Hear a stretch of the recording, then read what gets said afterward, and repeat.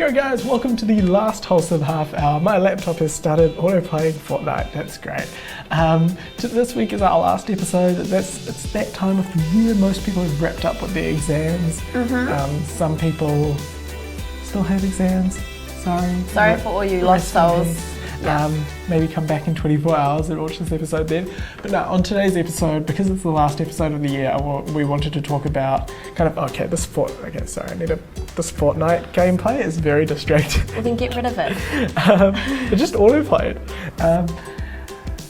So on today's episode, we want to talk about some questions people have about high school. It's all kind of future focused. So some questions people have about high school, university, life, careers. Yep.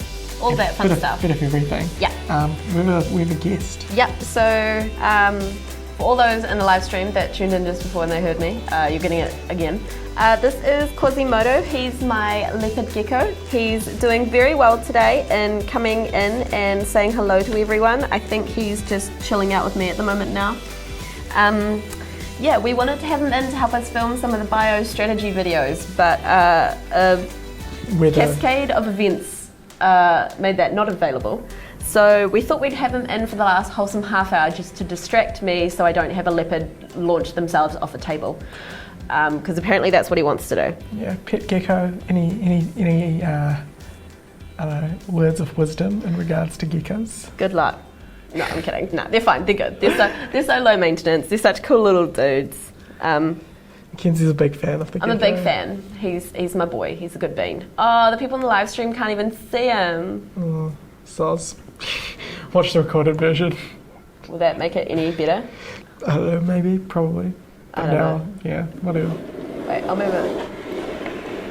I was going to move his cave because in case he wanted to hide, but I've just kind of mucked up everything, so that's real fine. Anyway, shall we actually get into some of the content that some of our students are actually interested in? Cool, so I've kind of divided the show up. Here's your table of contents for your PS team, this one will be a long one. Right ahead. Lock in.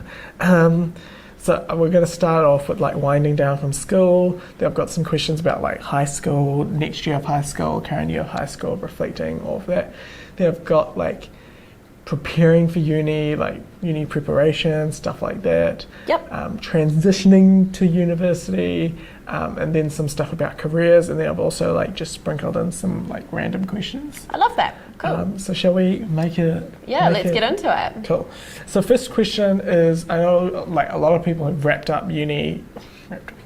Wrapped up high school, wrapped up exams, and are worried about UE. Yep. So a lot of people want to know what happens if you don't get UE. And we have talked about this before, but we'll just answer the game real quick. So we've talked about this in a different Wholesome half hour before. And essentially, if you don't get UE, there are other ways that you can go about it. So a long story short, it's going to be a little bit more of a mish than if you did have UE, obviously. Yeah, but it's not the end of the world. But it's not the end of the world. And there are other things that you can do.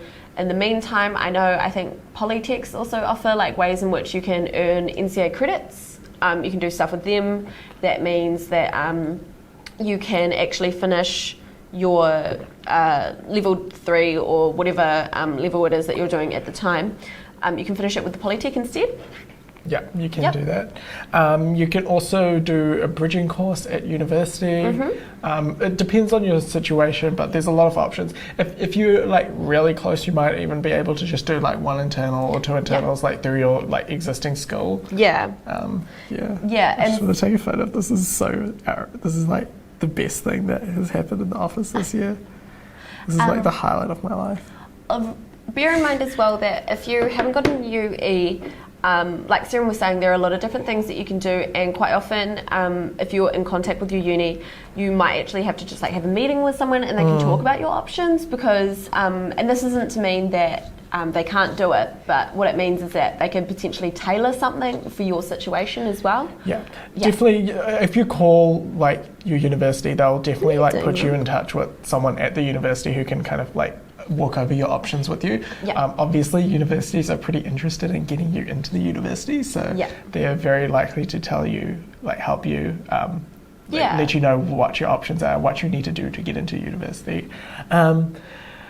Yeah, I think that covers that. But yeah, talk to your school, talk to your university is kind of the biggest piece of advice is be proactive in Yeah. what you're doing and don't like bury your head in the sand because it's not something you want to have to deal with. The sooner you even know what you're doing and the way in which you are planning on dealing with it or overcoming it, the more peace of mind you're going to have for yourself. Yeah. Yeah, no, definitely, I totally agree with that. Yeah. This is the least career focused or university or school focused question that we have today, but I think it's one of the best. How to make the most of the holidays. We have a whole episode on this. You should watch it. But in short, my like spiel on this is like do memorable things. Don't like if you want to like just like be conscious with the way you spend your time. Yeah. Don't like drown hours away watching Netflix every day. Don't do like the same boring thing every day, like lie in bed until 12 and then watch Netflix for the rest of the day. I think particularly when it is your summer holidays, I think it's very easy to think, oh, I've got so much time. I've got time that I can like Totally. just like be a potato and then like I can do all fun stuff later on. Yeah.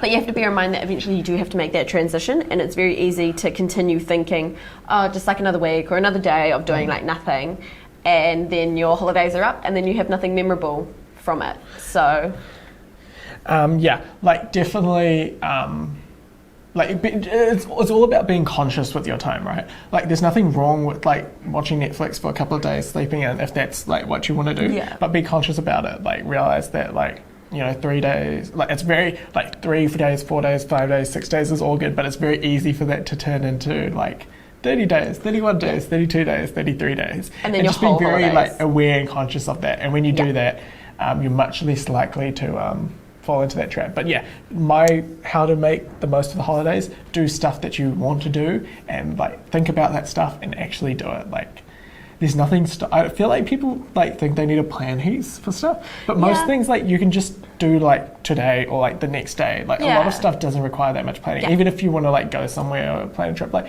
if you wake up at 8 o'clock and you want to go rock climbing, I went rock climbing yesterday, that was real fun. Like literally just like text your mate and be like, do you want to go rock climbing today? And like most of your friends at this time probably don't have anything else to do, so they'll probably say yes. Yeah, I think it's one of those things of like actually just like being proactive. do the things that you always talk about you wanting to do. Yeah, I reckon it's totally worth it, and it makes the whole experience much more memorable, much more fun for everyone. Yeah. Cool. So we've got some questions about like high school, like thinking about next year, I guess, a lot of this stuff. Future focus, cool. So we'll kind of go through these. There's a lot of stuff here, but is taking double languages a bad thing? No, I think it's obviously going to be an extra workload. I remember that question was about in high school, taking double languages. Bear in mind that languages are difficult, and if you actually want to learn a language, I wouldn't prescribe to whatever NCA is doing alone. If you're wanting to learn something, you should want to learn it in its entirety and not what is just restricted to a system, particularly for a practical skill such as a language. It's something that you should really look at pursuing on your own and doing in your own time as well, because it is a practical skill that you can transfer into a lot of different situations. Taking extra languages, I think, is really, really useful. Actually really, really good. But just making sure that you're balancing it, because taking on even one language is a big task. So, yeah. Yeah. Actually, just like an aside off that, can you like move your necklace as well? Just an aside off that, like that applies to like a lot of other subjects as well. Like one thing that I always like, you hear heaps of people like in I guess the circle that I'm in, heaps of people like want to like make films or make videos or whatever, but they like make the one media studies film a year that you have to do, and they don't do anything else. Like if you actually want to, if that's actually what you want to do in the holidays, like make a video like every day, every week, like whatever, like actually like take some of those skills that you've learned in the classroom and apply them like in the real world. Just like grab some friends one day, like make a movie, put it on YouTube the next day, like just do it. Yeah, and I think that's a really important thing. Yeah, just for like anything, if it's something that you're actually probably going to be learning for like later on in life, or something that is like transferable and really like applicable, like 100% take them. I think bear in mind as well that if you're taking them simply because they're going to provide you some later benefit and you're not necessarily interested in it, it might be a bit more difficult as well to actually push yourself into doing that extra mahi. But it is something to bear in mind, because I think learning a language, it isn't just that initial learning, there's maintenance as well. It's not something that I stop when the NCA stops in come November, December or something like that. Like, it's something that you should be like revising over summer and all that kind of thing as well. Yeah. And I guess like just to play on that aside just a little bit more, I guess the reason I say that is, like, for me, one of the best things I ever did with my life was deciding in like the 2015-16 summer holidays to like make a vlog every day, and I made like 100 something videos. And that essentially like I never thought of it at the time, but that essentially like kickstarted my like what has turned into like my, I guess, professional career, if you want to call it that, like making videos here, making videos elsewhere. Like, you never like just like doubling down on like a skill that you have like toyed with in high school and just like playing it out a little bit. And it doesn't have to turn into something. Like, it's fine if it doesn't. But just like kind of like a hobby can stay a hobby, like but like just trying to like do something with this stuff that you know, like everyone has that thing. Like, I remember like in school, in DT, like we dabbled with like doing like a little bit of like software, like coding or whatever. Just like, if you enjoyed that, like it's one of those things you think of at the time, like, oh, in the holidays when I get some more time, I'd really like to flesh this out a little bit more, but then it doesn't happen. Like, trying to just pick one of those things and being like, I don't know, like 2 or 3 days a week, I'm going to try like make a new video, I'm going to try like, I don't know, like make a Connect board game. That's a classic DT project. Like something like that. I reckon that's a really cool thing to do with your time. That kind of bridges like an earlier question with that one, but I reckon that's all good. What subjects did we take in year 11, Mackenzie? I can't remember. I have to think real hard. What subjects did I take in high school, kind of I think I took 6, so let me like count them up. I also took 6. I took in level 1. Yeah, level 1. I took science, English, maths, media, history, geography. Yeah, I did maths, English, science, physics, media, and digital tech. There we go. That wasn't too difficult, actually. It wasn't too difficult, actually. That wasn't too bad. To really, like, you have to be like, oh, there's 6. What are the options? Yeah. But no. No, they came to mind easier like, than I don't know. I guess one thing I'd mention is that, like, I guess in year 12 for me, I did biophysics, chem, English, media, and one more thing. No, not music. I don't know. I did one more thing. But what I'd say is that it didn't really play into... I took 3 sciences. What I'm trying to say is I took 3 sciences when I was in year 12, but now I do like an arts and commerce degree, and I study no sciences, and like it's cool. Like, it's so fun. It hasn't like so effect. fun. It has had no negative effect. So what don't worry too much about what you're studying. Yeah, I think a lot of the questions that we did get this week, and maybe some that we'll get on the live stream as well, is probably about subjects in relation to careers. And so we will get into that probably more in a bit. But like I want to say, I guess like I feel like there's an idea that like it's not okay to change your mind. I feel like there's that idea definitely exists, and I like strongly disagree with that. I feel like a lot of your guys' questions have stemmed from this idea, whether it be in terms of uni or high school or anything else. I strongly believe that there's, I don't know why, like the idea definitely exists. It's hard to like pinpoint why, but like I strongly believe like there's nothing wrong with changing your mind. I've got a theory as to why. I think for a lot of our parents' generations, they lived in sort of what is kind of like dubbed a mechanical society, where it's a lot of people, like I'm sure a lot of you guys, your parents have maybe had one job for their entire life, or maybe not necessarily one job, but they've done like one role or worked in like one area or industry. I know my parents have, and I think our generation very much tends away from that, and we today's society particularly is far more like organic in its structure, and people flow between industries, people flow between roles, people flow between jobs quite a bit more than previous generations did. And so I think a lot of what people feel about there having to be like one role or something concrete and really fixed sort of stems from seeing that that's kind of what a previous generation has done. Yeah, no, I totally agree. Especially like, I know in the line of work that I'm in, like the creative industries, people flow between jobs. Yeah. Like all the time, like people take on different clients in different industries, producing different types of work. Like I know photographers who will dabble with video, who will dabble with like music, and like they'll get paid to do all of it. Like that's definitely a thing. And yeah, the idea that the rest of your life should be dictated by your past decisions is just like weird. Yeah, I totally don't agree with that. And there's nothing. There's nothing wrong with changing your mind. Yeah. We'll probably come back to that with a few different questions that we actually get. Yeah. Should we quickly check the live stream? Oh yeah, could do. Could do.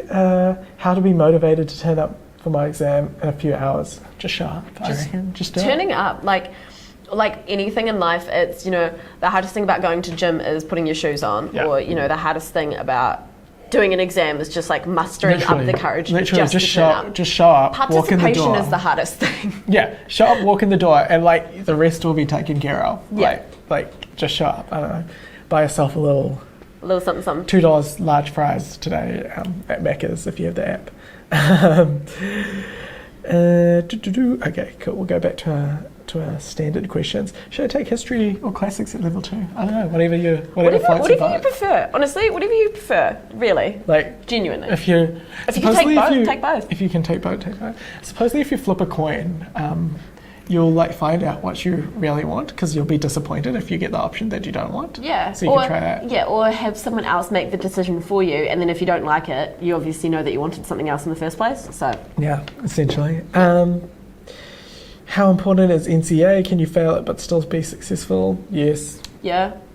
Yeah. Big yes. I was actually, I don't know. There's so many examples, but I'll just give you one just because it's on the top of my mind. I was listening to a podcast, episode 300 of Ask Gary V, if you're interested. I only remember the number because it's 300. Right. I wouldn't usually remember the episode number. Anyway. Look, man, what you do in your spare time is none of my business. I can't remember the guy's name, but he's like the CEO of Charity Water. Okay. Is that what it's called? I don't know, man. You're telling the story. They're a charity that hold on, I want to find out the guy's name. But like they're a charity that like he runs like one of the biggest charities in the world. Oh, Scott Harrison's the guy's name.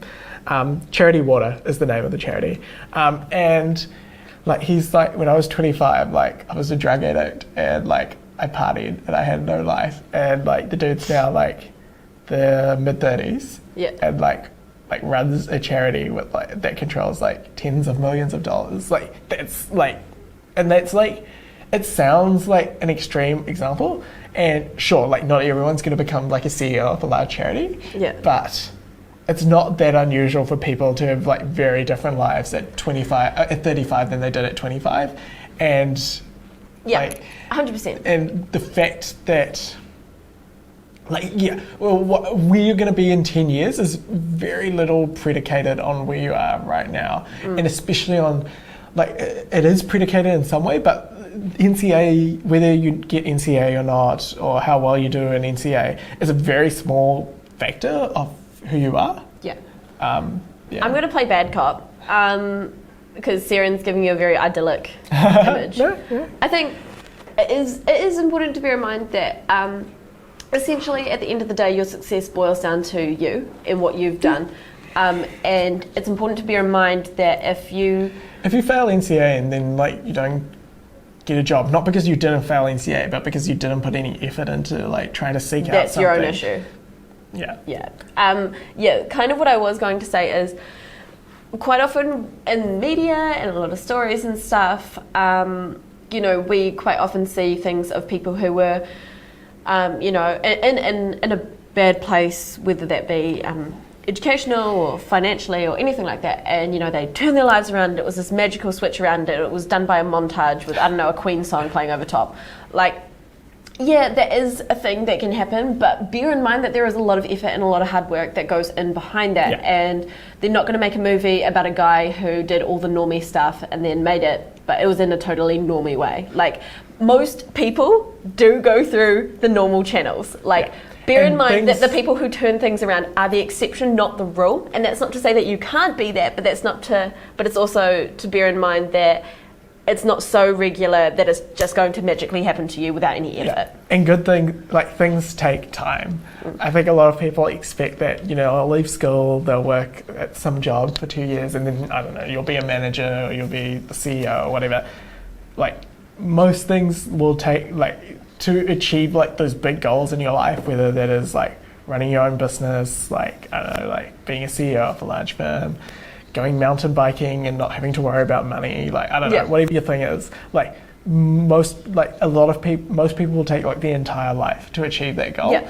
Whereas, I don't know, and, like, a lot of people have the idea that they can achieve that in, like, 2 years, 3 years, 4 years. Yeah. Whereas in reality, it's probably going to take a lot longer. Yeah, I guess I don't want to be a downer, but, like, yeah, that's what I mean is just be patient. Like, if you love, like, learn to love your everyday, and if you don't love what you do every day, like, change what you do every day. Yeah. But, like, if you enjoy, say you want to like direct a feature film, hypothetical example. Hypothetically. No personal grounding.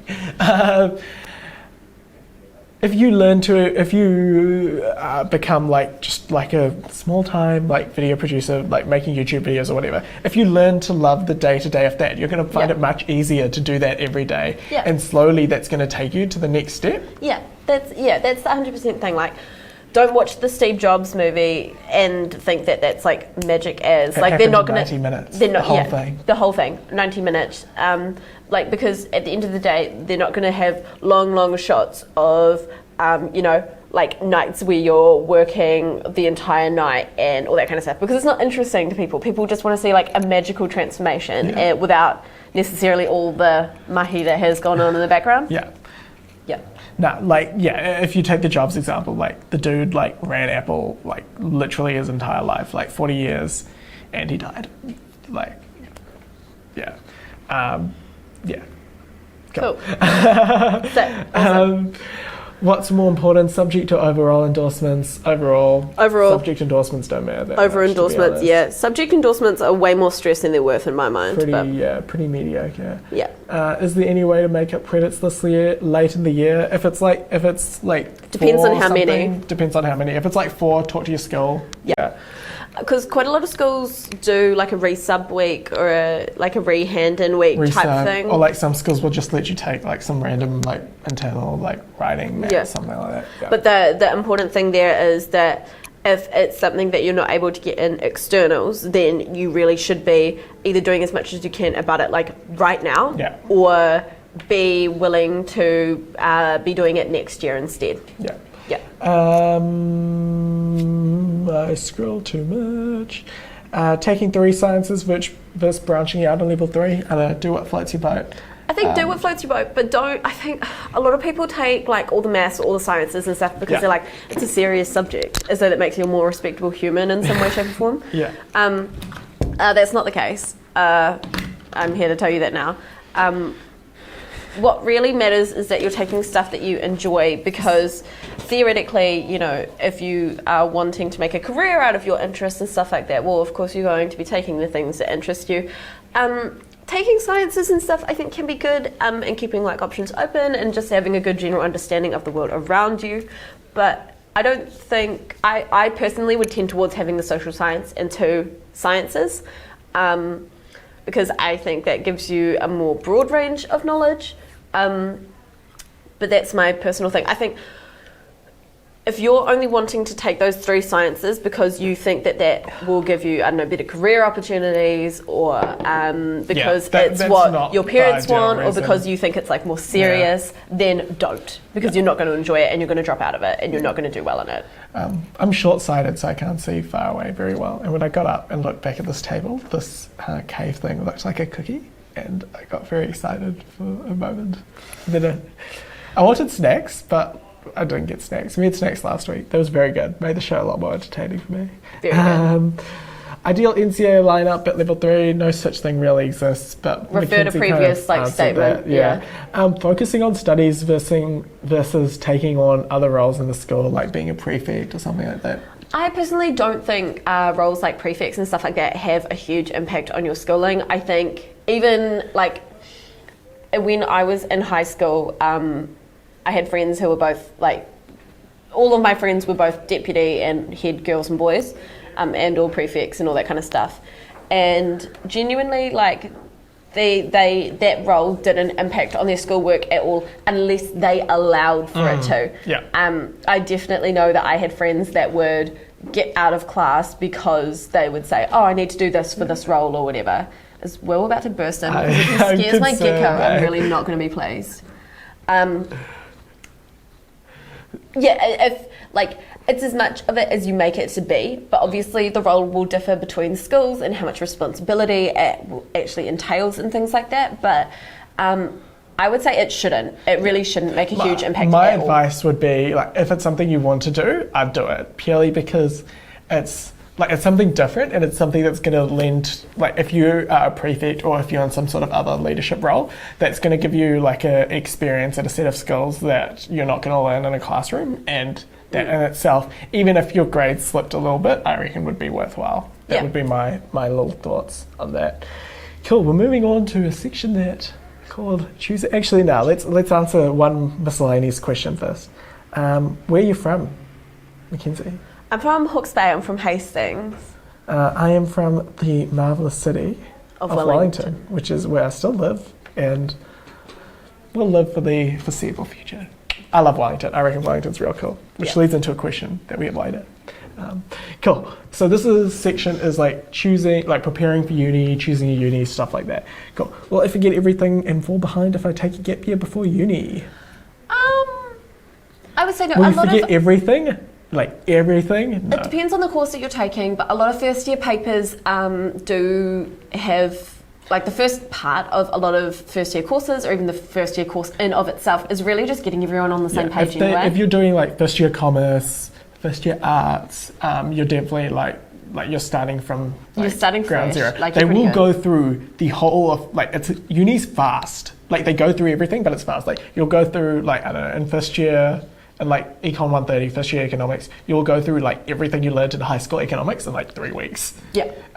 But you will go through everything. But yeah, they'll do a recap. So I would not get too worried about that kind of thing. And if you potentially were, then you could always do a little bit of your own revision and study throughout your gap year if you really, really wanted to. But if you're super worried, you could also start by studying part-time. Yeah. That's another option. Yep. But like, if you want to take a gap year, there's nothing wrong with that. And like, if you want to go to uni afterwards, and if that's like what you want, I feel like a lot of it comes down to like what you really want to do. Like, if you take a gap year and you really want to go back to uni, you will go back to uni, and you'll like do well at uni because you want to do well at uni, and because of that you'll put effort into uni. And if you take a gap year and then you come back to uni, but not because you really want to, and for some other reason, and you don't try as hard as at uni, this is some like weird analysis here, but you don't try as hard as at uni because you're not as interested in uni, then you won't do as well. But I think it all comes down to like what your intention is. So like, if you really want to go to uni after your gap year, I reckon you'll be fine. I think it's also being real with yourself as well. I had friends who didn't take gap years and went straight into uni because they thought that was, you know, what made them a viable person in the eyes of whatever institute they decided to follow. That sounded weird.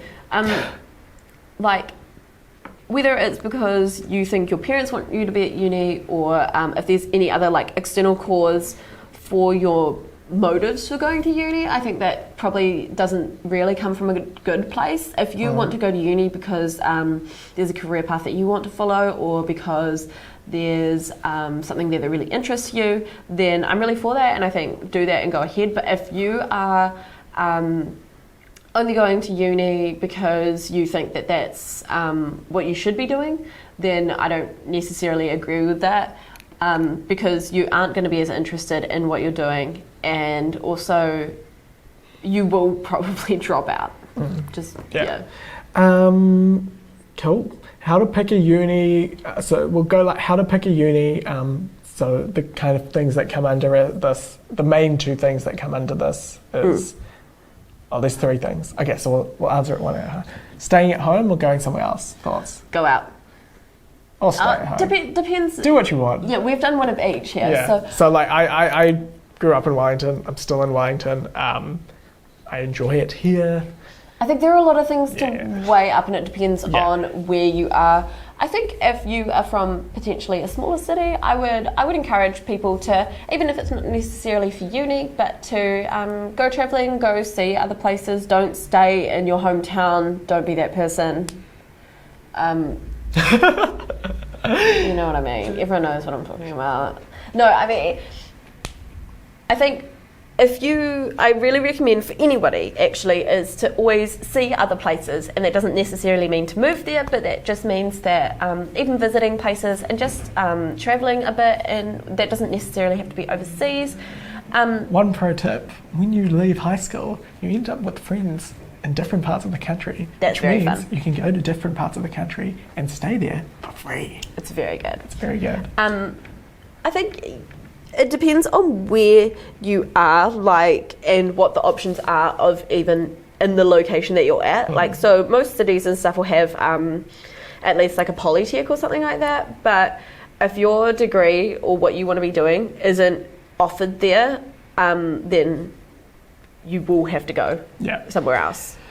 I guess it really comes down to your personal situation. Does the uni in your city, if there is one, offer what you want to study? If it doesn't, you have to go. If it does, you have a bit more of a decision to make. But I'd just go with your gut feeling. I'll be honest, your entire life isn't going to be dictated by what uni you go to. Your entire life isn't going to be amazing if you go to Auckland. It isn't going to be terrible if you go to Otago. I mean, it's going to be bad if you get no. Never mind, I'm not. Okay. If you ever do decide that you're in a city and you don't like that choice, and you have the opportunity to go to a different city, you can change uni and you can cross credit a lot of things. You might have to take a couple things again, but overall, you can cross credit a lot of things. So if you decide that the location isn't right for you, but you do like the content, you could potentially move to a different city as well. Cool. Staying in New Zealand versus going overseas for uni. Overseas uni is really expensive. That was part of the question, is they were saying it's so expensive. I personally think that if you want to go overseas for study, I would probably do that post-grad. So I don't know, a lot of people have this idea. So one thing is, if you're worried about how expensive it is, if you go to uni in New Zealand, you can do an exchange. To another country for 6 months or a full year, and you pay, if you do it that way, you pay the New Zealand fees, so the only additional cost you incur is the cost of travelling and living somewhere else, but you don't have to pay international uni fees, which is a real good perk. So that's definitely one thing to do. So if you're doing a 3-year degree, you do your first year here, you could do your second year, and I have a friend who's going to Colombia, I have a friend who's going somewhere in Europe, I don't really know, but good mate. You can he's a good mate. I don't know. It was it's a small country. Can't remember. I don't know. That's cool. Anyway, so that's definitely an option, and that's definitely one thing a lot of people do. And if you're worried about the cost aspect, that's definitely a thing. But I wouldn't worry about it too much. I feel a lot of people put a lot of emphasis on the importance and the prestige of the undergrad degree. It doesn't matter that much. No employer really cares that you have a BA from Auckland versus a BA from Vic, or a BA from, I don't know, Monash versus a BA from Vic. It doesn't really matter. If you're looking for kind of your standard array of undergrad job, graduate jobs once you graduate. I think undergraduate is very for lack of a better term, generic. It's going to be relatively the same across universities, no matter where in the world you are. That's why I say postgraduate might be a better option. So just to give you some context, the reason that the prestigious universities are prestigious is because of the lecturers and the staff and the professors that they have at those universities. And as an undergrad, you're just you kind of just consume and learn, and it's only in postgrad where you start to kind of do your own research. And it's when you're doing your own research, being able to access those the top people in their field, that's when it starts to really matter. And that's why doing postgraduate at a fancier university where you have access to the smartest people is relevant, is useful. Cool. What happens if when you've been taking subjects you enjoy only but are worried about your career prospects? Don't worry too much about your career prospects. Also, don't worry about what an NCEA you take and how that is going to transfer to either just straight working or university, because it doesn't mean as much as you think, my dude. Yeah, like if you enjoy something and like you really enjoy something, you're going to like do better in that thing than you are in something that's like traditionally good. Like even if it's something like really weird, like you enjoy like making tiles, like if you really enjoy making tiles and you like spend all day like making the best tiles and you're able to market your tiles, you'll do way better making tiles than you like trying to become an accountant when you hate it because you're going to give up after 5 years because you really don't enjoy it. That's my thoughts on that. Worried about not being able to get into first year and don't want to waste the free first year on a bridging course.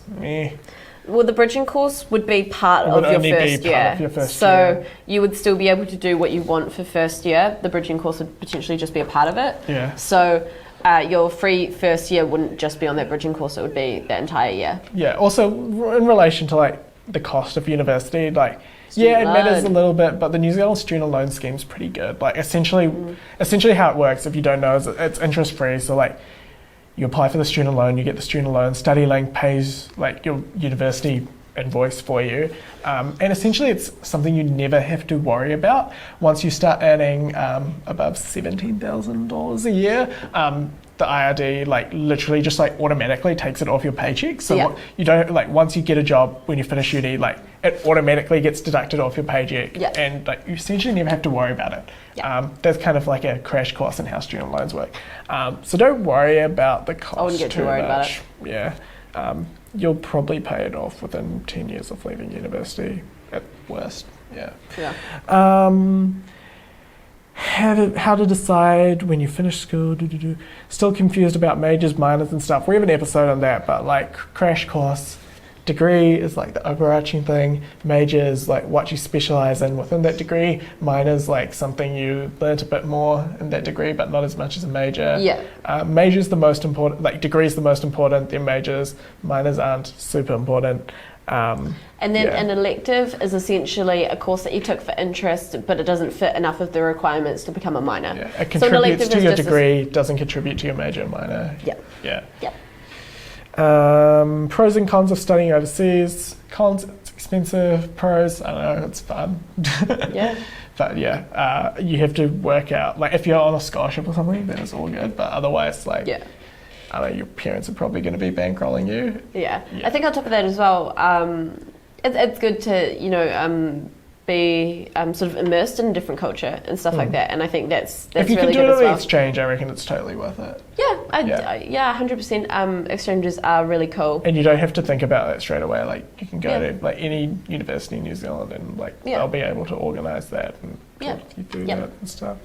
Is it okay to change degree while studying? Yes. It is. I think we talked about this last week as well. Like, can literally just like go on our computers and change our major. It's so okay. This way a little bit. Just a little bit. Okay.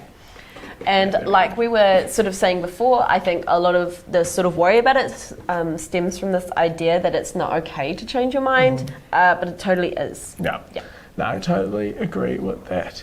Entry score for Bachelor of Teaching, just like for the entry score for anything or the requirements for anything, just go like Google. Bachelor of Teaching is no longer a thing at Vic. Oh, rip. That's what I wanted to say. Is it Bachelor of Education? No. No, so you have to do EDUC, or Education, sorry, and then teaching is actually a post-grad, like 1 year program on top of whatever it is your major is. So I don't know what it's like for other universities. I only really know Victoria, With anything, you can essentially study any bachelor's degree and then do another year and become a teacher if that's what you want to do. Yeah, so that's kind of post-grad. At least it is at Victoria. I know they've recently changed the teaching program from being a bachelor of its own to like a postgraduate type thing, so I'm not 100% sure what it's like at other universities, but Unsure what you want to do next year, subject advice. If you've decided you want to go to uni, I'd literally just like take an assortment of papers and decide what you like. I think,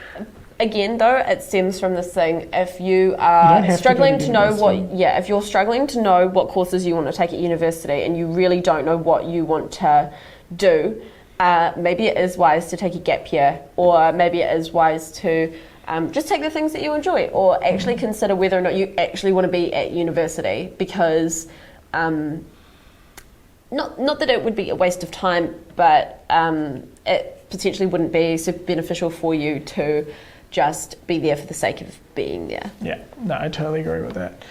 How does go to uni for degree or location?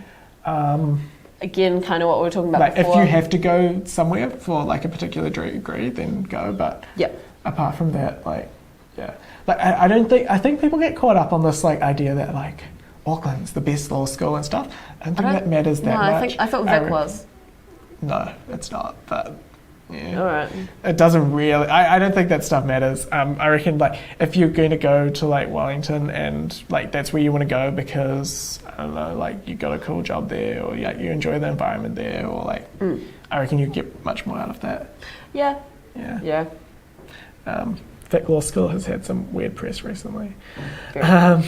Yeah, little aside. Double degree hold you back from other areas of life at uni? No, they said double degree, and I wasn't sure if they meant double major or a conjoint degree.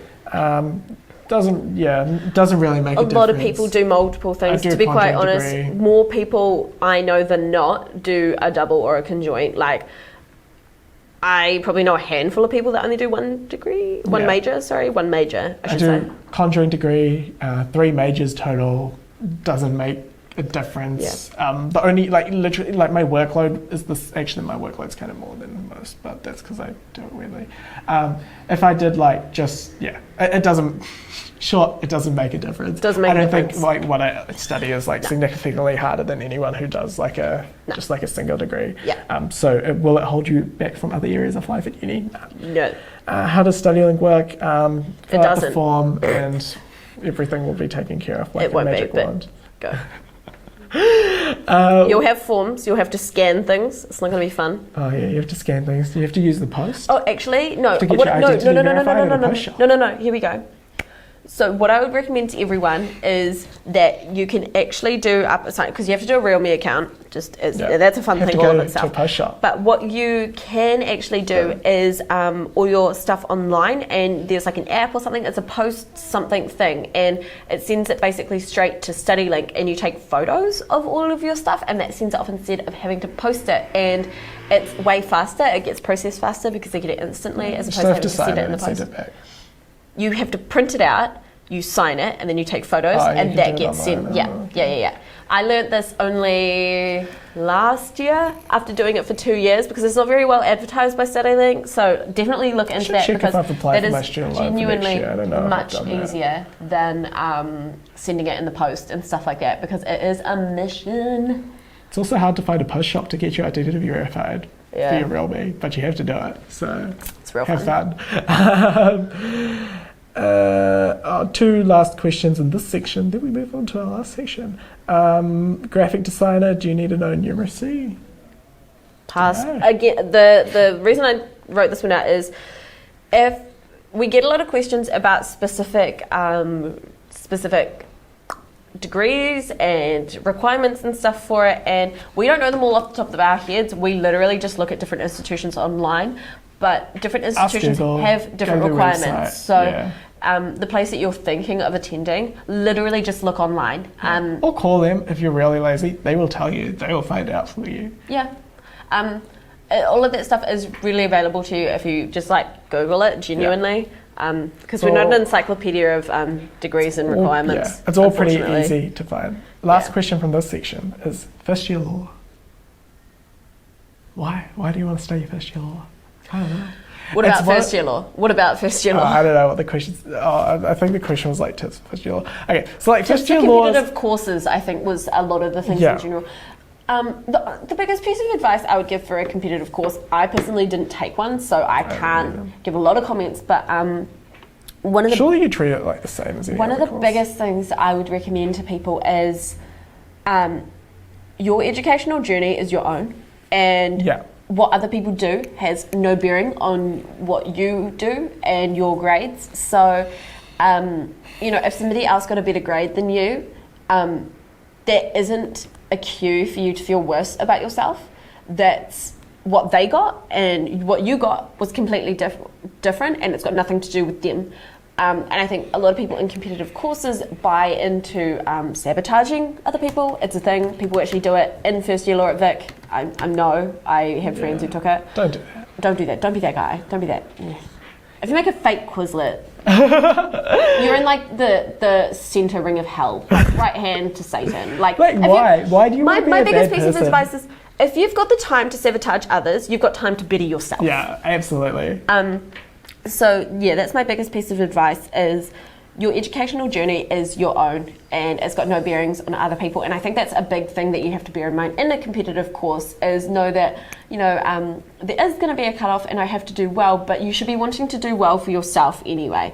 If you're taking law because you think it's prestigious and it's going to get you a good job later on, I'll see you in 6 months when you drop out.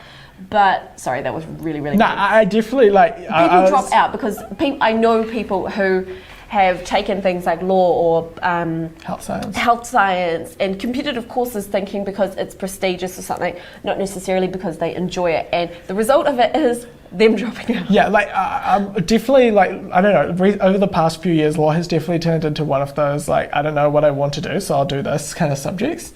And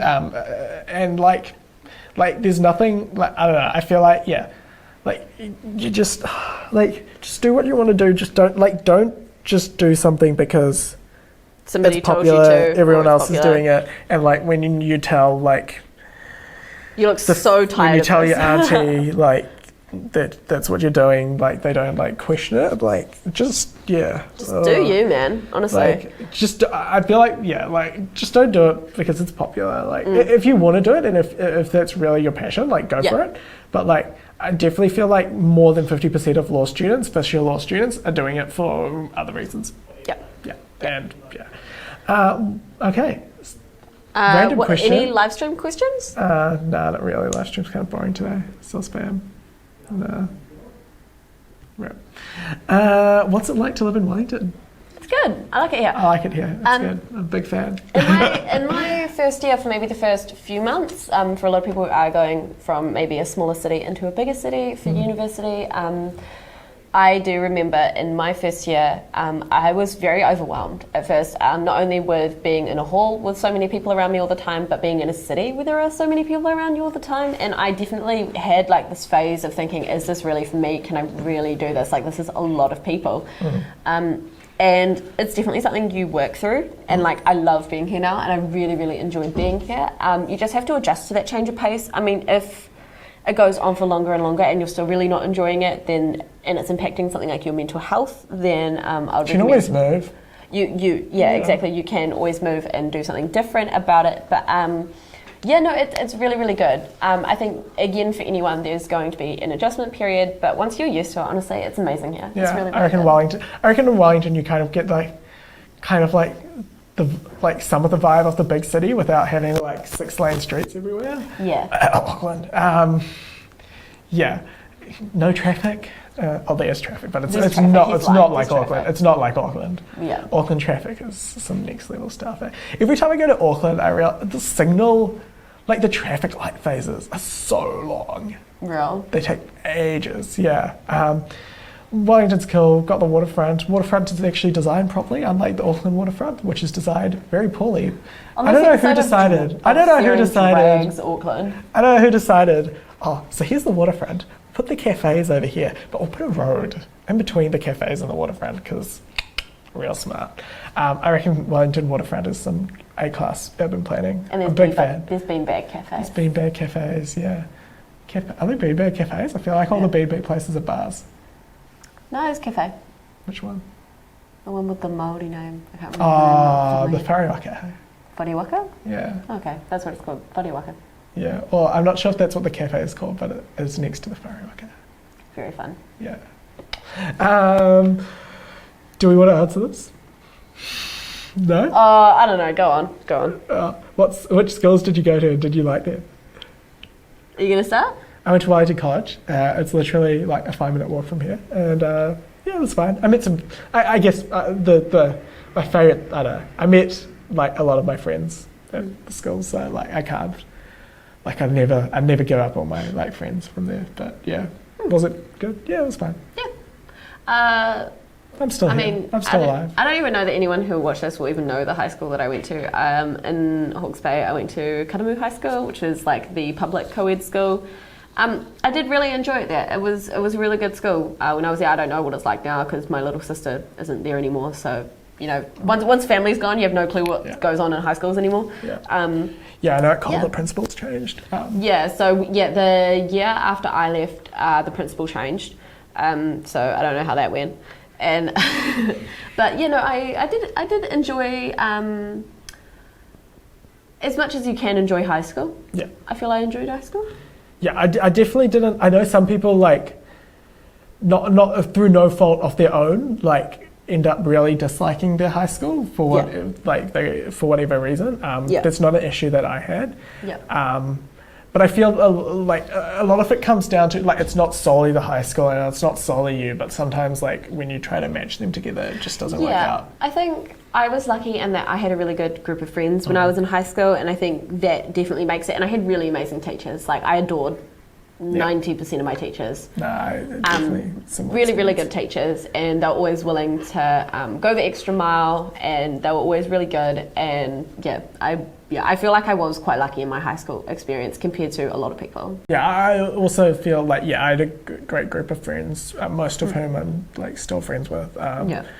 I had like some incredible teachers who like were able to kind of like see like my interest or passion within a subject and like challenge me and further those skills. And I'm like forever remember and be thankful for that.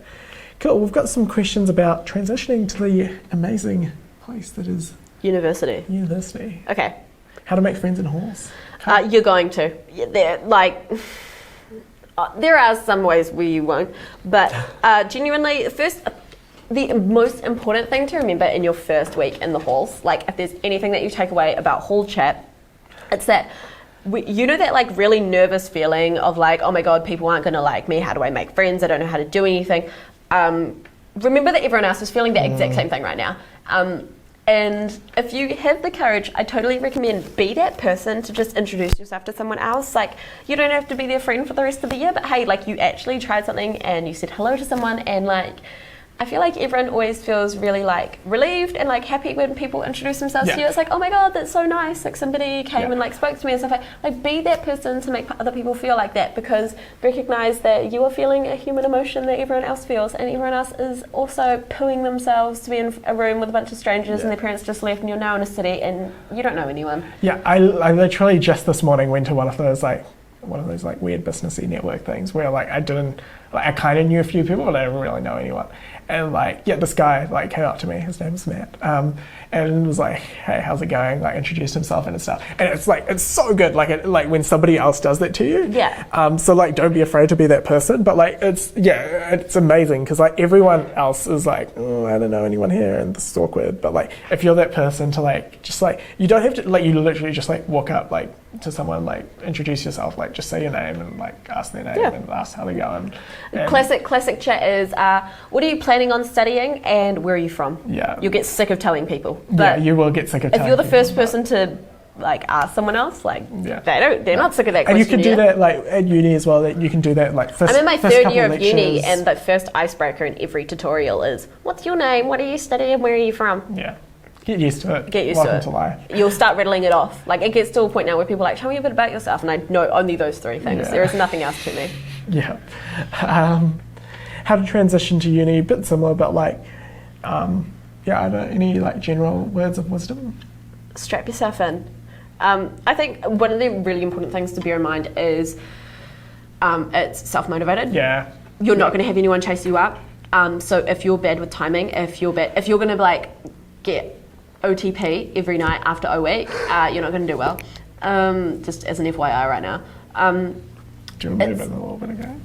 Keep sliding outwards, It's self-motivated. Nobody's going to chase you up. Nobody's going to wake you up to make sure you get to your lectures. Nobody's going to catch you up if you miss a lecture. They don't care. You're like one of like 400 people in their course. They don't care. And also bear in mind that this isn't to scare people, but like Sarah said, in like first 3 weeks of course, you could potentially go over the amount of content that you did in 3 years of NCEA. Or in 1 or 2 lectures, you could do, or a week's worth of lectures could be almost like what you would spend 6 weeks on an internal on.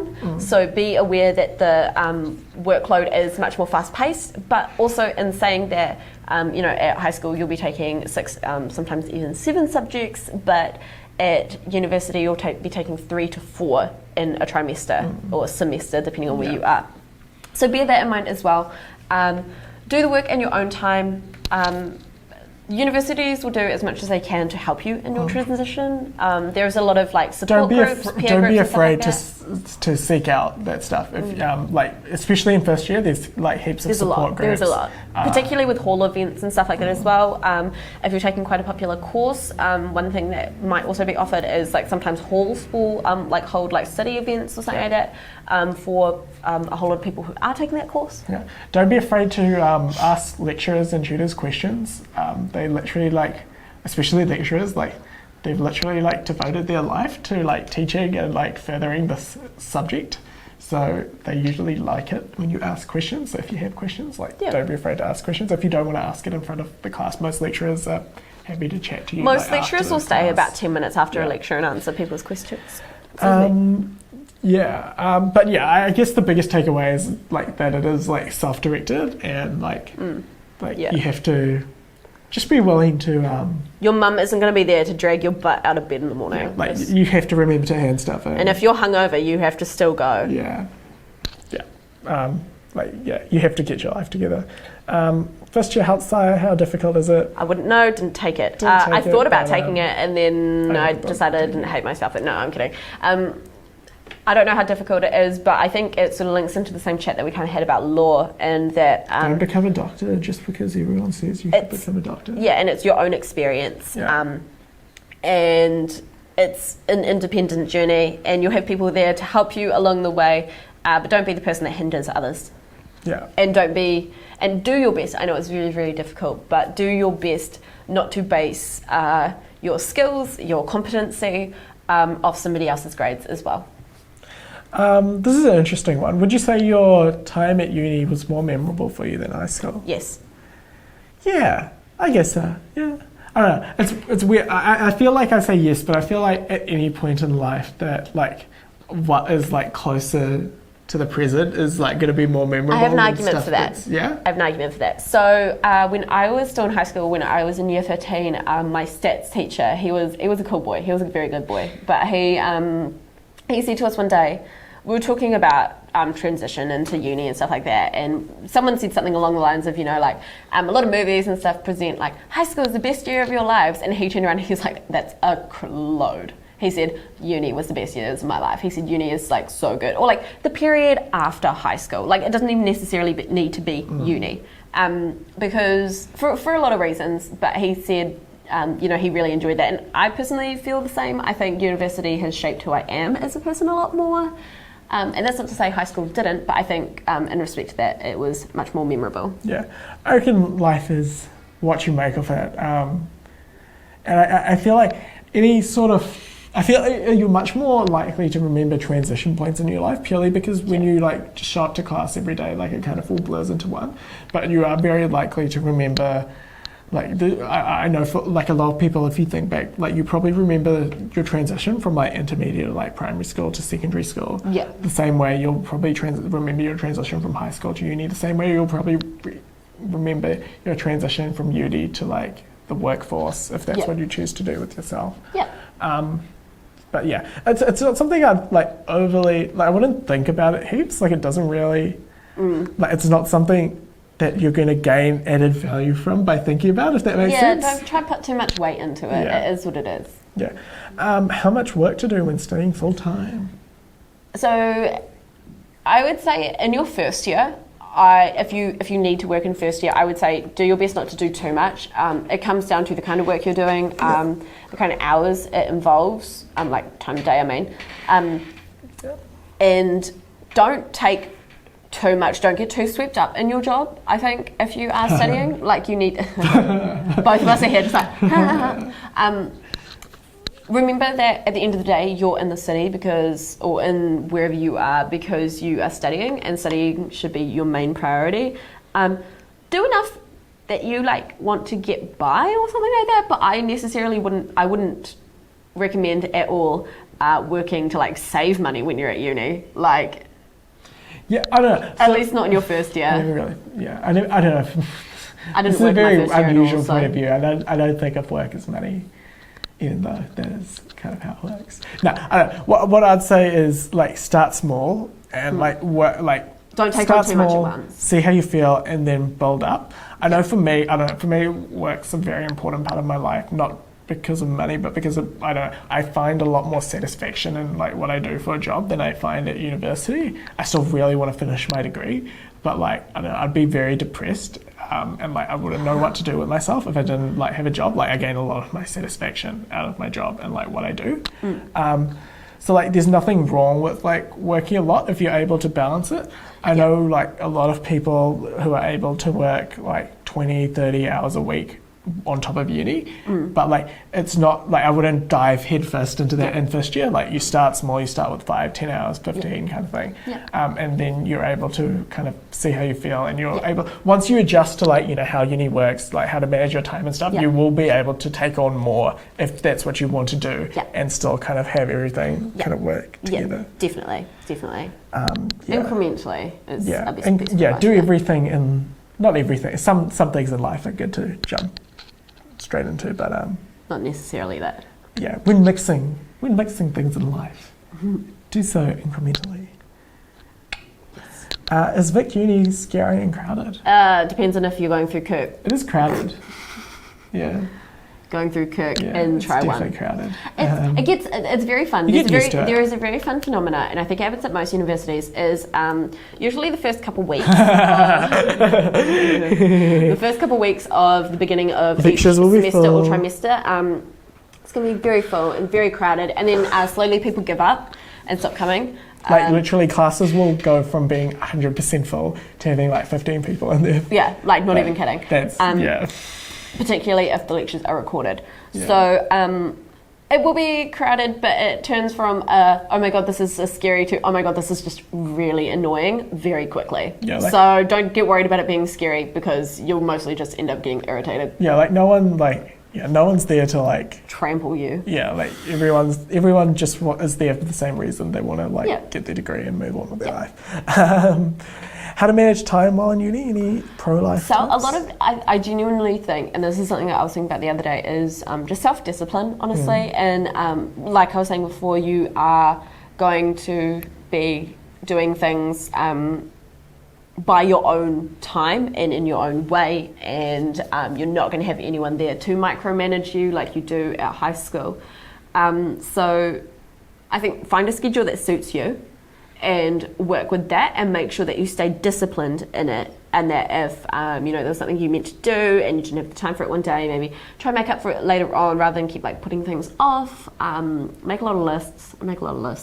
Yeah, I know one thing I do at the start Keep a diary. Yeah, I know. I tend to get like overwhelmed if I can't like see a clear path through. So one thing I do at the start of every trimester is I'll look at the course outline for the 4 courses that I'm taking, and in the front of the notebook that I use for each course, I'll note down the due dates for every assessment in order, and I'll also go to my calendar and put in all the due dates for that course. Doing something like that on a wall planner is also very helpful. Yeah, whatever mode you prefer I'd do that. And then you can very clearly, like, at the beginning, like on a Monday, like I open my calendar because that's something I do anyway, and I can see, this Friday I have this test, and like that's like fresh on my mind, and I'm not going to forget about it. And based off that, you can kind of like allocate your time appropriately. I think a lot of it comes down to how well you prepare in advance. So doing like what Sarah said, I know that was something that I always did, is as soon as I knew when all of my things were due, and like the course timetable, I wrote them down, I put them all on a wall planner so you couldn't miss it, and that was genuinely very helpful in just organising sort of everything that went on from there. Awesome. Self-catering, yes, no? I mean, you don't win either way. I was in a catered hall. Food isn't awesome.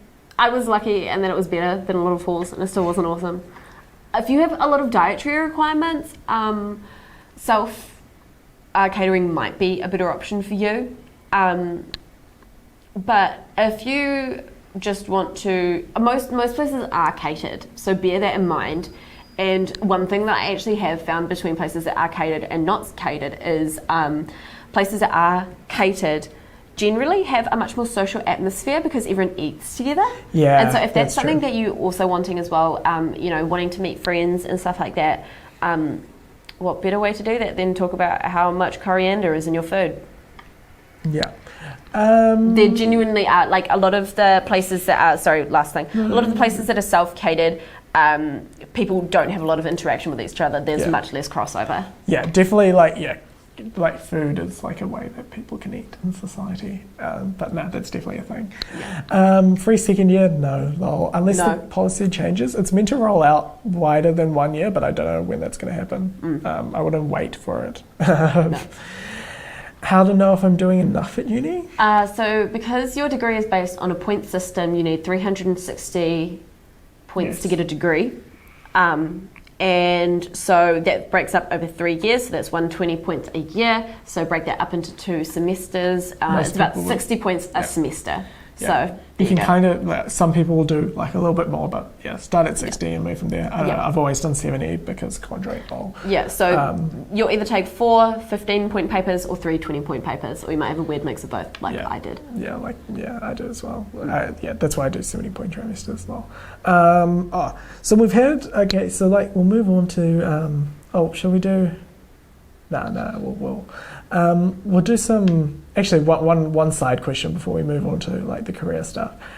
Internal stuff for next year. Yes, StudyTime will have some internal resources. We are working on it. Stay tuned. Watch this space. Just some other random questions that have come in on Instagram. Heaps of people saying thank you to us, like just over thing. Yeah, thanks. Thanks heaps. Like it means a lot when you we genuinely always really appreciate hearing your guys' positive feedback. Yeah, we do really and hear people. Yeah. Or even like critical feedback. Like if you can tell us something that you think we could do better that isn't like just like a stupid comment. Like if you're like, this is actually a thing that I think might benefit you guys. Yeah. Like we're also really open to hearing that as well because we want to make it better for you guys. Definitely. Cool. Yeah. Okay. So. This is one that we kind of have a lot. We get not like heaps at once, but we kind of constantly have a flow of people asking about this. How to get a part-time job? I never got part-time jobs through friends. Yeah. This is the only job I've ever gotten from applying and not having known anyone that works there. Interesting. Anyway. I'm trying to... One of my parents' favourite phrases, I think it's a lot of people's favourite phrases, is it's not what you know, it's who you know. Yeah, no, that's definitely a thing. Especially now, I don't know, that's how I acquire a lot of my freelance work as well. Yeah. But if you're studying, I guess the classic things to do are look at if you've already enrolled in uni, definitely sign up to SJS. Yes. That's definitely don't I feel like a lot of people apply for 1 or 2 jobs and just leave it. Just apply for a lot of SJS things. only lets you apply for 3 at a time. Yeah, but you can call and then you can apply for more. No, you have to call and verify, and even then you only have to... Yeah, you have to call, verify, and then you can apply for more. Ah. Yeah. Very good. So do the 2 or 3. I think it might only be 2 unless I thought it was... I'm pretty sure it's 3. I haven't used SJS in 3 years. Yeah, SJS is a great place to apply for heaps of stuff just because you're increasing your odds, and there's nothing wrong with getting 2 or 3 job offers and turning down. I had 2 jobs when I was in high school. Yeah. And then the classic I don't know, I guess have a good CV. Yeah. Most school. I think we're writing an article soon on how to write a good CV and maybe a cover letter as well. So definitely check that out. There's no magic answer. The tried and true things do work. Be proactive. Go around, do the old CV. Walk into literally 20 places and be is the manager here? Do you have any part-time work available? Here's my CV. And on top of that as well, the classic places to look are supermarkets. Yeah. Stuff Well, one of the things I was going to add to it is it might be a little bit late now, but what can be really beneficial for a lot of students is applying for Christmas temp jobs, and then quite often I know places like Wadi Fuddy and all that kind of thing do a lot of, like you do Christmas temp and then they'll keep you on as a part-timer for the year. I know a lot of places do sort of have a similar kind of arrangement like that. So even if for now you're only applying for something that might only be considered a temporary role, you could potentially make that something else anyway. And even if not, then you got some extra work experience. So. And like with like a lot of places like a real like they'll ask for like work experience and stuff like that. But like a lot of the time, I feel like people don't realize that they like often you'll have more work experience than you realize. Like if you I don't know like if you like went to a church and like you used to like help out in the kitchen like every Sunday, like that's experience and that's like useful in a like hospitality environment. And but a lot of people don't think of that as work experience. But yeah, it is and it is relevant. So stuff like that definitely plays in. How to pick your career? Refer to the beginning of this when we said you don't need to have just one. You don't have to decide like this is gonna make my career and like I'm never gonna like go with the flow, man. Do what you want for now and live your life, live your G. If you decide you want to do something else later on, that's fine. You're not a disgrace to your family and to your cow. It's fine. It's good. It's good. Do what you want. How to do well in a job interview when you're shy bean? Yeah, I definitely wrote that. So doing well in a job interview. You don't necessarily have to be a super outgoing person. It depends on the role you're obviously applying for. But one of my biggest things for recommending in a job interview is know the place you're applying for. Do that, Like, that is like a big thing. It doesn't take long. Like, it doesn't take long 5 at all. minutes. Just Google it. Read the company website. 5 minutes on the way there. Just know what it is. Please. Oh, it looks so bad when you interview people and you ask them like, so what do you know about like StudyTime, whatever, and like they don't know anything. You've never about even heard of it, like literally 5 minutes on Google. That's all it takes. Because it also shows that you're like a bit proactive. It shows as you're well, proactive, and you're going to put effort into something that doesn't necessarily provide you immediate rewards. I think a lot of people go to job interviews and don't prepare for it because they're like, oh well, I might not even get the job, so what's the point if it's not going to get me money? It's a bad attitude to take, my dude. To treat like job interviews as like a learning experience as well. Like it's something you're gonna have to do like again in your life. Like it's inevitable, and like you might as well start getting good at it now. I know for my first ever job interview, I actually like before going to it, I did research the company, and I also looked up like classic interview questions.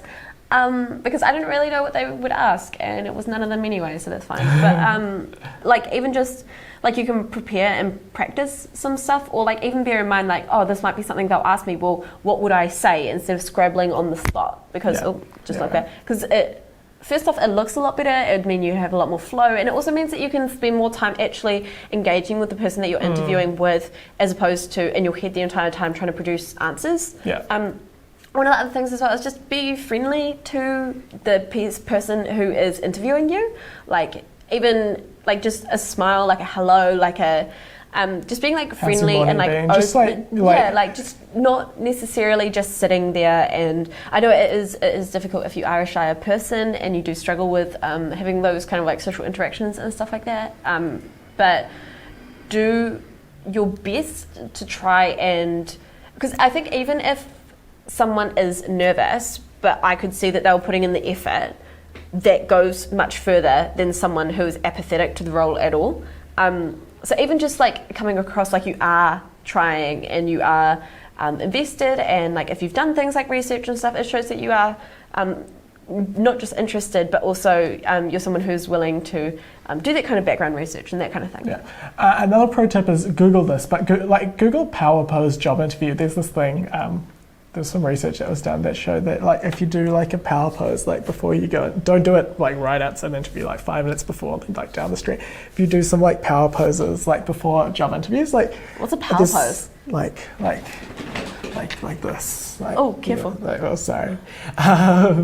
Like leaning over, like the old like powerful poses. Just a deep, powerful squat. there's supposedly, there's some research that shows that, I don't know, it changes your like hormones, but like people perform better in job interviews after doing that. It's similar. It's like another piece of advice we give for people going into exams and stuff when they're feeling nervous is write it all down before you go out. Because what it does is it allows you to get what you're thinking out of your head and onto some paper, and it sort of gives your head a little bit of room to sort of start thinking about other things as well. So if you're feeling really nervous about that kind of thing as well, that can be really handy. Just spend 5 minutes beforehand just writing down like, oh my God, I might wee myself. I hope I don't. Yeah. Like, just do it. It might seem silly, but it does help a lot of people. Yeah. So. And one last thing is, it's definitely like a skill. So like, it's definitely worth, like, even if you don't do well, like in your first job interview, like no one does, like that's fine. But just like treat it as a learning experience. I know a guy, a very successful guy, one of the lecturers at Vic, who like literally told us, he's like, I apply for jobs all the time and like go to the interviews all the time, and I have no intention of taking these jobs, but like he does it to like improve like his job interview skills, so when he goes to a job interview where he actually wants a job, like he'll perform well. It's kind of weird, but okay. It's kind of weird, but it is kind of like, it makes sense. And like one of the things that you can do as well is if you don't get the job, like there's nothing wrong with like emailing or like calling whoever like interviewed you and like asking like if there's like any room like for improvement. Yeah, just like, and, like feedback. A lot of interviewers will be like more than happy to give you like feedback. Yeah. Cool. Some randomness to end, and then we will depart forever. Yeah. You'll never see us ever again in your life. We will disappear. We'll go to our cave. Yeah, well, I mean, exam season's almost over, so the entirety of study time does have to go back to our cave. Yeah, we'll be Michael, back. we high five Michael Bublé as he sort of leaves to start moving into Christmas season. Yeah. In general, in life, follow your head or your heart. Someone asked this. In general, follow your It's not a Sarah question. It's not a Mackenzie question either. I don't emote. I reckon follow your heart. That's my advice. I think from But the I tone feel like of they're both today's the same. discussion is, they're not two separate entities. Yeah. Generally, you know what you want to do. I mean, if it's meth, don't do that. Don't. Wow. There are some. Nobody wants to do meth. That was a weird example. But like, if you know, like if you want to do something that you clearly know is stupid, like don't do it. But if you're worried about things like, I feel like this degree will make me more money, but I'm really more interested in this or something like that, just like remember at the end of the day, you do better at the things that you enjoy. So, yep. I don't know, if I was to have some closing thoughts, like, just like actually do things. Like, a lot of people talk about doing things but don't actually do things. Just do things. You're going to get it more out of doing almost anything than you are out of doing nothing. You're going to get more out of like working some random ass job or like making some random ass video than you are sitting on your couch watching Netflix. Like, just do stuff. It doesn't matter heaps what you actually do, but like, just do stuff. Just be proactive. Be proactive. Yeah. Live your life. Give yourself a break, but know when you actually, want to be doing something meaningful as well. Know what you want to get out of the holidays as well. Like, even if if your goal is to just like reset and relax and be ready to take on next year, like that's fine. But like almost just like knowing it in itself, like you can take some peace in that, whatever your goal is. Yeah. That's definitely something to think about. I don't know. You have any thoughts about life? I think it is pretty similar tone. Don't put things off. Makes things worse. I promise you, makes things worse. If there's something you're unsure of, ask your parents. If they don't know, Google it. If they don't know, good luck. If Google doesn't know, rip. Good luck, Charlie. I don't know. I guess. Are we closing down now? Oh, we can go for. Yeah, we can close down. We can keep going. Whatever your heart desires. I'll close it down because we want to take Quasi home this soon. But thank you guys for all tuning in. For anyone who's been watching this entire live stream, well done. For anyone still watching, well done. Thank you guys so much for tuning in, whether it be on the podcast or YouTube or in random live streams, because you get a weird notification about it and you actually don't really want to be here. We thank you regardless. Your engagement has really made like the Wholesome half hour what it has been this year. It's turned into like a success and stuff. Yeah, definitely. So. Like, thanks so much for like everyone who's been watching, whether it's been a couple episodes or like the whole time. Like, it means like it actually like means a lot to us to like Yeah. just see people watch. Yeah, and we enjoy filming it, so it's good to Yeah. hear that you guys enjoy watching it as Yeah, well. So like- because it means that we're going to keep doing it. Yeah, no, definitely. And I don't know, for me, like I've been at StudyTime for what, like 3 years now, and this is like the first time I've regularly like appeared like on this side of the camera. Yeah. And it's something I've really enjoyed, and to have people like watch the show and like enjoy it and comment on it and stuff like that, it means a lot. Yeah. It's really awesome. Yeah, we're really thankful to you guys. So- Hopefully the show, StudyTime will definitely be back next year. Hopefully the show will be back next year. Yeah, who knows? Maybe in a different form. Maybe Who in a knows? different form, who knows. Will But we yeah. still be here? Who knows? Who knows, maybe we'll both get fired and you'll never see us again. I mean, I wouldn't rule it out. Sarah and Mackenzie go rogue. Maybe we'll steal everything from the set before we leave. Stole all the Kmart props. Yeah, steal the K-Nut props. Came to a whopping $30. Maybe we'll, I don't know, there's actually not much valuable in this office to steal. Should we finish up this live stream then? Yeah, I reckon. Thanks so much for watching, guys. Thanks so much, you guys. We'll see you later. Have a marvellous holidays.